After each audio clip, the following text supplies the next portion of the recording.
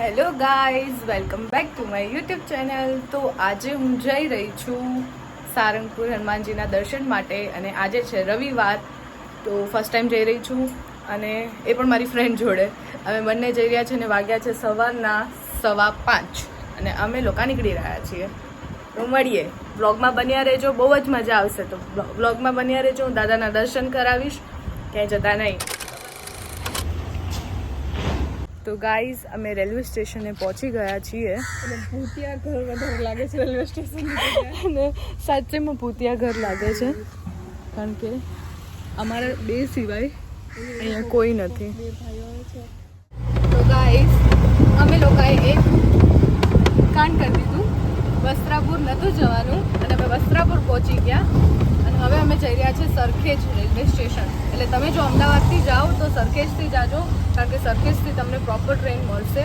અહીંયાથી એ તો ભૂત બંગલા હતા, અહીંયા ભૂત બંગલો હતો, આ કોઈ દેખાતું જ નહોતું. એટલે હવે અમે જઈ રહ્યા છીએ.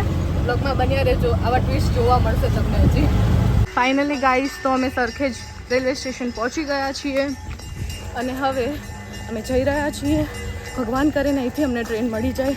જય કસ્ટમર દાદા. ગાઈઝ, અમે લોકો સરખેજ રેલવે સ્ટેશનમાં અંદર આવી ગયા છે અને અમને ખબર પડી છે કે 6 વાગ્યાની ટ્રેન નથી, 5:45 વાગ્યાની ટ્રેન છે અને સોરી 6:45 વાગ્યાની છે.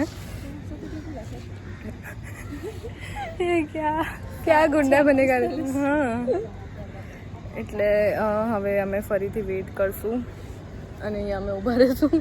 ટિકિટ બારી પણ નથી ઓપન થઈ, તો હવે બન્યા રહેજો, જશું તો ખરી જ. તો મળીએ છીએ થોડી વારમાં. ગાઈસ, સવાર પડી ગઈ છે, પ્રોપર સવાર, અને વાગવામાં થયા છે 6:35. 10 મિનિટની વાર છે અને અમે ટિકિટ લઈ લીધી છે. બસ હવે ટ્રેન આવી જાય એટલે અમે નીકળવાની તૈયારીમાં જ છીએ. અને ભીડ એટલી વધી ગઈ છે, હતું નહીં તો કોઈ નહોતું, અને હવે તો ભીડ વધી ગઈ છે. મને તો લાગે છે બધાય દાદાના દર્શન કરવા માટે જ આજે જાય છે અને આજે રવિવારે છે. તો હવે અમે તમને જોઈને કહીએ છીએ કે રવિવારે કેટલું ટ્રાફિક ત્યાં હોય છે. અને તમે કોઈ જો સારંગપુર જઈને આવ્યા હોય તો કહેજો કે તમારો એક્સપિરિયન્સ કેવો રહ્યો, તો કમેન્ટમાં કહેવાનું ભૂલતા નહીં. તો ગાઈઝ, અમે બેઠી ગયા છે અને બહુ જ ટ્રેનમાં ભીડ છે. ઉપરની સીટ મળી છે, ઉપરમાં બેસીને જઈએ છીએ. જગ્યા મળી ગઈ એટલું સારું છે. તો મળીએ હવે ડાયરેક્ટ દાદાના દર્શન કરવા. ગાઈઝ, અમે લોકો બોટાદ પહોંચી ગયા છીએ અને બહુ જ ભીડ છે અહીંયા. બધા જ સારંગપુર માટેના લાગે છે. તો મળીએ હવે થોડી વારમાં. જોઈ શકો છો તમે ભીડ.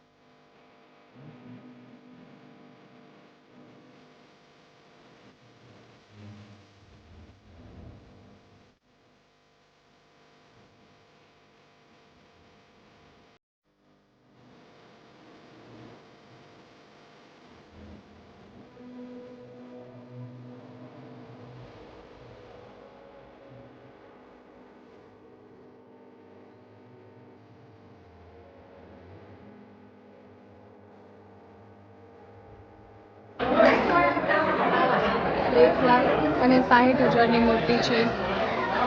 અહીંયા ઘણી બધી મૂર્તિઓનું. તમે લોકોએ ફ્રેમ લીધી છે. તમે અહીંયા આવો તો તમારા ઘર માટે લઈને જજો. અને બહુ જ મસ્ત મૂર્તિઓ હતી. એમાં એક સૌથી મોટી મૂર્તિ તો 1,60,000ની હતી. અંદર છે ને એવી સેમ, અને જે અંદર છે એ જ સેમ છે, સેમ. તો હવે અમે થોડી વાર ફોટો પાડશું, વિડીયો ઉતારશું અને પછી અમે અહીંયા જે જમવાનું હોય છે ત્યાં જશું. અને આરતીમાં એકચ્યુઅલી 12 વાગે આરતી હોય છે, તો જો અમારા નસીબ હશે તો અમને આરતીનો લાભ મળી જશે. તો મળીએ થોડી વાર.